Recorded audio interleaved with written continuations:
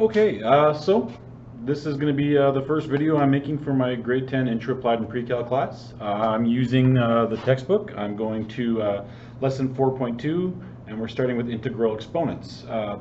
For this lesson, I'm assuming you have the knowledge you need from grade 9 math, from the exponent rules we did then.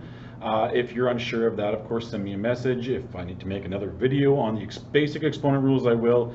But I'm just going to go through for this video through the examples that they gave in the textbook. I'm going to walk you through them and see if that helps stir up some memories and some understanding of exponents here. So jumping straight into the first example here. So example 1a. If you do need a refresher, I should say, make sure you understand that on page 164 of your textbook there is an exponent law and there's a table there. So read through that, make sure you understand, and that will help you with a lot of what's going on here as well. So 1a, we're going to look at the 5 to the power of 8 times 5 to the power of negative 3. Again, it only works if we have the same base, our base, and this is 5. And basically this is our product rule, which says if we have the same base, we add the exponent. So 5 to the power of 8 times 5 to the power of negative 3. We can take that base equals 5 to the power of adding our exponents, 8 plus negative 3 equals 5 to the power of 8 plus minus 3 is going to be 5 to the power of 5. Same thing is going to happen with our b. We have 0.8 to the power of negative 2, 0.8 with negative power of negative 4. Multiplying these two, same thing. So we're multiplying, same base. We're going to add the exponents. 0.8 power of negative 2 plus a negative 4. So 0.8 times to the power of negative 2 plus negative 4, we add them, we're going to get 0.8 to the power of negative 6. There will be a point where they're going to say we don't want negative exponents, and basically how we get rid of negative exponents is we find the reciprocal of whatever number is receives that negative exponent. The reciprocal means the flip. So basically if it's a numerator, it becomes a denominator. If it's a denominator, it becomes a numerator. And by doing that flip, you get rid of the negative. So here we have 0.8 to the power of negative 6. If I want to get rid of this, I got to find the reciprocal. So this would be 0.8, which technically is a numerator right now. It would become a denominator, and it would get the same exponent, only it would get it as a positive. 0.8 to the 1 over 0.8 to the power of 6. For example C, now we're having the division, the quotient rule. Same thing applies. We're just going to be, instead for dividing, we subtract the exponents. So this is going to be x to the power of 5 minus negative 3. And then how do we go through with 5 subtract negative? That's 5 plus 3. So this is x to the power of 8. So that's how we're going to do C. For D, the same thing. We have 2x in brackets to the power of 3 over 2x in brackets to the power of negative 2. So we have the same base, we have the exponents, and again, we can subtract. This is going to equal 2x to the power of 3 minus negative 2. So this is going to equal 2x to the power of 5. Now I did something silly. We got to keep these in brackets. We got to remember these brackets are important because the 2x is a group to the power of 5. If we wanted to take this and expand this further, right, we have to remember this is 2x times 2x times 2x times 2x. That exponent doesn't just apply to the x. A lot of people will want to jump this answer down and they will want to say 2x to the power of 5. But that is not correct. That 5 applies to both. Right? This is 2x times 2x, 2 times 2x. So this will actually equal 2 to the power of 5 times x to the power of 5. 2 to the power of 5, of course, is 32. So the final answer would be 32 times x to the power of 5. So that is example 1 completed for you. Take a look, make sure you follow through, and I will be right back with example 2. So this time we're going to look at example 2. I got A, B, and C up on the board here. You may have noticed I haven't got example D up here, but we'll look at that one next, because if you looked at example D in your textbook, you'll notice something interesting happened there with them. But we're going to go back here and look at the A, B, and C for 2. So example 1 was looking at your basic product rule and then your quotient rule. We're looking at a power of a power rule. And this is just telling us if we have a power, so we have to a power, we have a base to an exponent, and we have another exponent applied. So a power of a power means we multiply the exponents. So 4 to the power of 3 to the power of negative 2 is 4 to the power of 3, right, times negative 2. And this is again why I don't like using the x's. Clarify this up. I'm just going to write this as 3 times negative 2. So the rule says to multiply these exponents. 3 times negative 2, of course, is going to be 4 to the power of negative 6. Are we done there? No, because we would like to have positive exponents. So this is 4, negative 6. I want to get rid of that negative exponent, so I got to find the reciprocal. That 4's got to flip. So 1 over 4 to the power of 6, and then it says evaluate the answer when possible. So 4 to the power of 6, we can look in our calculators, and this becomes 1 over 4,096. I apologize if that's incorrect. I'm trying to do that in my noggin, and I kind of lost my spot there. So now we're going to see if when we look at example 2b, we have a combination of, we see the product rule here, and we see the power rule. My suggestion is they give you a couple methods. There is, yes, a couple ways we can do this, but the basic bedmass rules we followed. Let's stay within the big square brackets first before we start expanding outside of the brackets. So we have that product rule, so a minus 2 times a 0. I can add those exponents. Negative 2 plus 0 is negative 2.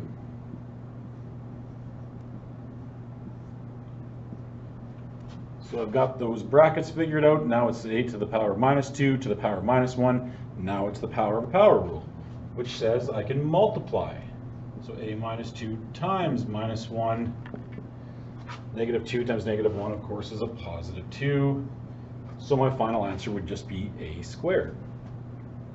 Looking at example 2c, fractions. Same things apply, right? So we just got to remember that, well, we can do this 2 to the power of 4 over 2 to the power of 6. We can simplify that. This is going to be 2 to the power of 4 minus 6. That's just following our quotient rule. So 4 minus 6 is negative 2. So we're going to get 2 to the power of negative 2 to the power of negative 3. Now again, we're back to power of power, so we can multiply these exponents.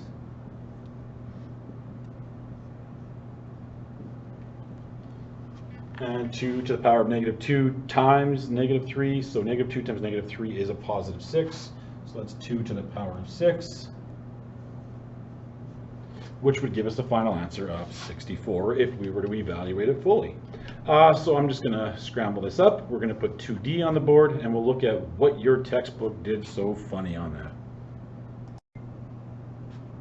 So looking at your textbook, the original question, in the original, when I was giving you 2A, B, C, and D, it gave you this guy here. 3/4 to the power of negative 2 times 3/4 to the power of negative 2 in brackets, all to the power of negative 2. Then when they went to solve the question, they changed it from that to 3/4 to the power of negative 2 times 3/4 to the power of 4 in big brackets to the power of negative 2. So they gave you one question, they started solving a different one. No big deal, at least they solved this one correctly. I will now work through both of these really quickly, and that'll take us through example 2. Okay, so 3/4, again, I'm going to look at inside these big brackets first before I go outside. 3/4 to the power of negative 2, 3/4 times 3/4 to the power of negative 2. I can add my exponents.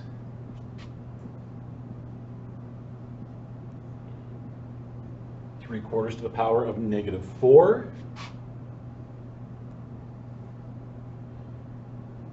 And that's all to the power of negative 2. Now I have a power of a power, so 3/4 to the power of negative 4 times negative 2. So that's going to be 3/4. So to the power of 8. Now again, so when I have this exponent in the 3/4, again, this is 3/4 times 3/4 times 3/4, 3 times, so on and so forth. So that 3 times 3 times 3, the 4 times 4 times 4 times 4, that 8 applies to both, right? And that's the important thing to remember. 3 to the power of 8 over 4 to the power of 8. So if we were to write this fully out, 6,561 over 65,536. Normally I would continue writing this down neat in this common fashion. I'm just running out of room here, so please do not do this. Make sure your work is all neat and legit. Don't follow these crazy patterns. It's not pretty. Now your textbook solves this one. I do like this one because you end up with the negative exponent, which is a little more teaser challenging, but it opens our eyes to what can happen to us. So again, in the brackets, I'm going to do the same thing. 3/4 to the power of -2 times 3/4 to the power of 4. I'm still adding these exponents. -2 plus 4 is going to give me a +2 this time. So that's going to be 3/4 power of 2 to the power of -2. So again, now I can apply this power of a power rule. 2 times -2 equals 3/4 to the power of -4. I'm going to change this. There's a couple ways we can look at this. Basically, I want you to see something here. This is going to be that -4 exponent applies to both of the values, right? The -4 applies to the 3, and it applies to that 4 in the bottom. So it becomes 3 to the power of -4 over 4 to the power of -4. So if we're going to do that, how do I get rid of that negative exponent? I've already said I can move that 3 down below. That'll give me a positive exponent, and I'd have to put a 1 up here. The 4 to the power of -4, because it's a denominator, I want to get rid of the negative. The 4 flips to the top. So I'm going to flip the entire fraction for both of them to get rid of the negatives. So again, this would become 4 to the power of 4 over 3 to the power of 4. So I got rid of those negative exponents. With that, I can now do the math. I have it here, 4 to the power of 4, 4, 16, 64, 240, 256. That's not a 5, 256. Over 3 to the power of 4 is going to be 3, 9, 27, 81, 256 over 81. For now, we are going to leave our answers, we're going to leave them as fractions. We will leave them as improper fractions, because you're going to find out if you go the pre-cal route with me and next year, we will not call this a finished answer. Right? We don't go to the mixed fraction unless it's our final answer, and most of the time in our work we are going to take this number and continue, and this is the easiest number to work with, so we would leave it as 256 over 81. So that is your example 2D, which only leaves us with one example before we complete this lesson.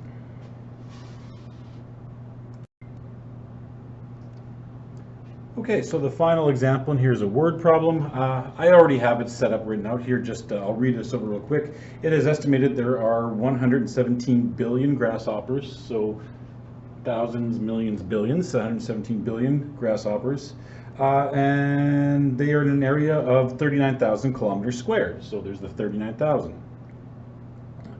Approximately how many grasshoppers are there per square kilometer? So I got to divide these out to get my final answer, right? So this is going to be grasshoppers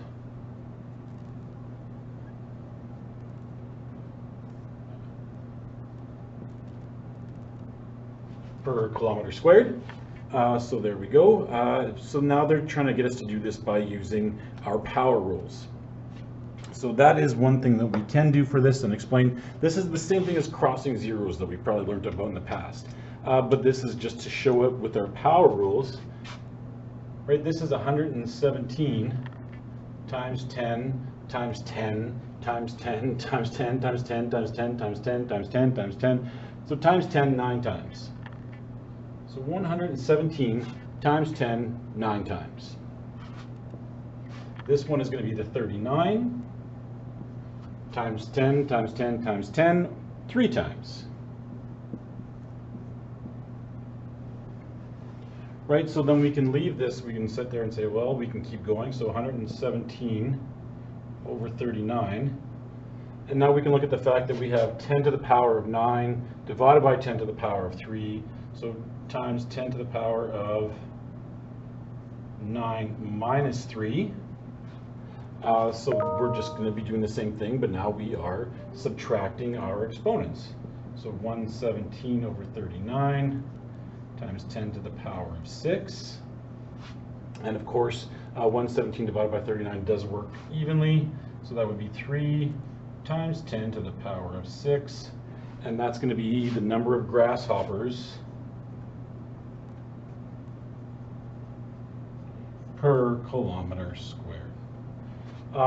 So that is just the way we can show this problem using our exponent rules is just as such. So I hope that answers questions. Just to see things work through usually is enough to get the brain juices going. If you do have any issues, if you need me to explain to you why the power rule, how the power rules exactly work, why does adding make them work, why does the power of a power multiply make it work, I can create another video with that lesson in mind if need be. Just make sure you put a message or a comment or something along those lines and I can help you out. Best of luck.